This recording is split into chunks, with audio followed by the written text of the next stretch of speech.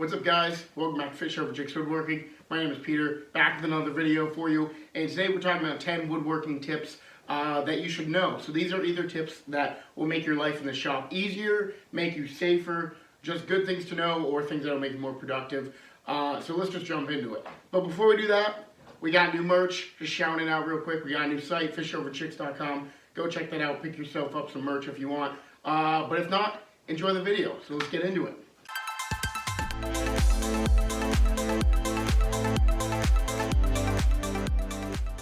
So the first tip we're going to go over is something real simple. Titebond 2 and 3 does not come out of clothes. Titebond 1 does come out of clothes in the washing machine, but Titebond 2 and 3 do not. So if you get your clothes stained with them, it's not going to come out unless you get water on it right away. I've stained countless pieces of clothing, hoodies, pants, shirts, but if you get water on them right away and you rub it out with the water, then I've found that that is a way to get it out. Once it's been on your clothes for a bit of time, it's not coming out. Just be careful. It's good to have an apron. I do have an apron. I don't use it as much as I should though, but maybe I'll get back to doing that. All right, let's move on to the next tip. You should not sand directly on your workbench, especially if your workbench looks like mine. I mean, if your workbench is pristine and you've got no glue or marks or anything like that, then I guess go ahead and sand on your workbench, but I feel like that's a very rare case. So I use something that I keep right underneath my workbench, which is just a green piece of felt of fabric that I had left over from some carpet. They do sell special things that you can put your cutting board on to sand it. Those are great, but I do not have any of those because I haven't had the need for them. Just a piece of cloth or towel will do. Tip number 3 is you can never have too many pencils. What I did when I got serious into woodworking is I went online and I bought a 72 pack of these Ticonderoga pencils. So I still have a ton left in my room that I haven't opened yet, but I put about 30 of them down here and I didn't sharpen most of them. I just left them down here because I can't tell you the amount of times that I'll write something down or I'll mark a project and then the pencil will just disappear. I mean, I probably have thousands of pencils around the shop that have just disappeared on me. So it's always good to have some extra ones lying around. I have a little pencil case that I keep all my pencils in, and also pencil sharpener, because obviously you gotta sharpen those pencils. So that's another problem I have, is that I've got 30 pencils laying around, but I don't have them sharpened. So I gotta get one and then I gotta sharpen it. So my number 1 tip for pencils would be to get a ton of them and just spend like 10 minutes sharpening all of them. Tip number 4 is a really awesome tip that I learned like a year ago, and that has saved me a ton of money. And that tip is get clamps from Walmart. I know Walmart, you're like, well, what, woodworking stuff from Walmart? Yes, they have a woodworking section and they sell clamps for cheap. And I have had absolutely no problem with these. These are great. I use them all the time and they're super cheap. $3, $5. I mean, you're not finding prices that cheap anywhere else. They might not clamp as much pressure as other clamps, but I mean, really, they are great, especially if you need a lot of clamps for one project. Walmart, if you want to sponsor me, hit me up. Tip number 5, probably the most important tip I can give to you, is wear goggles.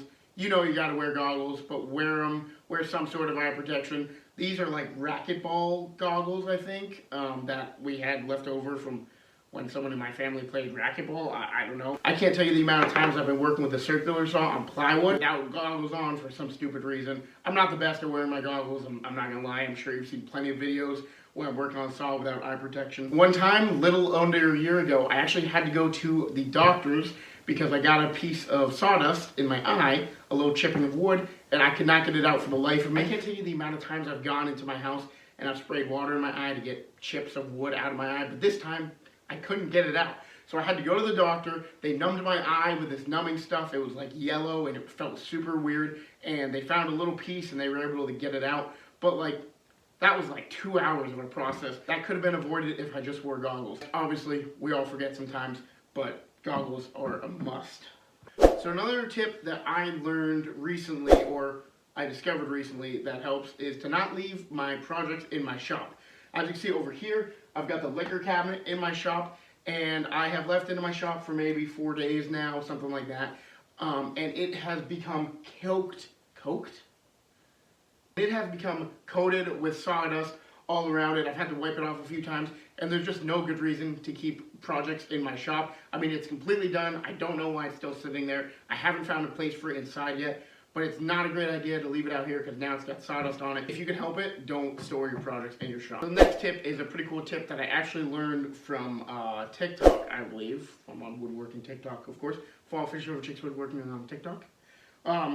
But it is that on the back of every single measuring tape, it has a measurement. The back of mine is 2 3/4 inches. And what that number is on the back is actually the measurement from front to back of your measuring tape. So then if you're measuring, like let's say from the edge of this table to the beginning of this block right here, instead of going like this and then tilting it up like we all do like that, what you can actually do is go right there, stop it, look at it, it says about 38.5 inches, and then you just add the 2 3/4 inches to that. So 38.5 plus 2 3/4 is...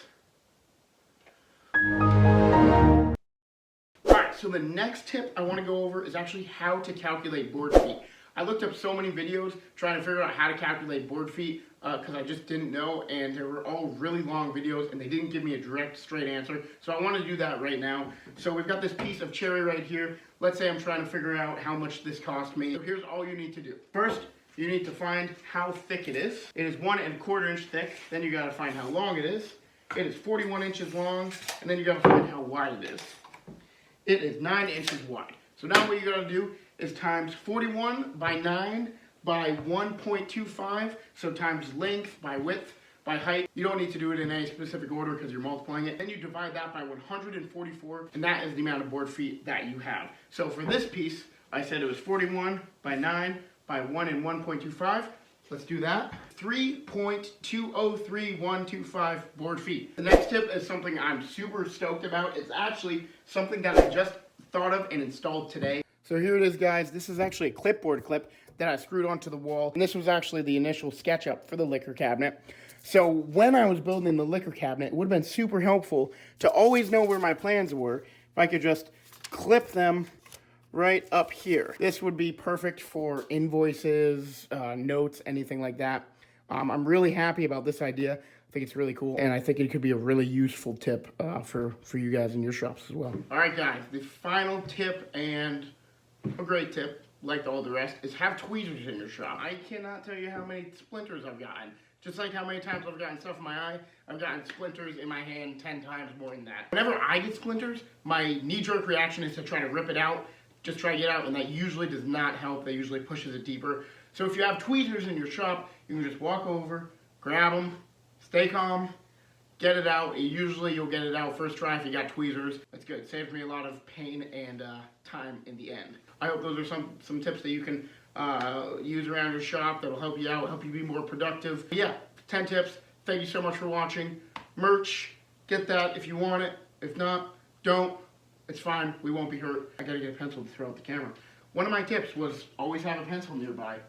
And that's good because I gotta throw it at the camera. Like, comment, subscribe. Thank you for watching. We will see you in the next one. See, like that pencil? Gone. Never getting it again. I think I have 29 more in the cup.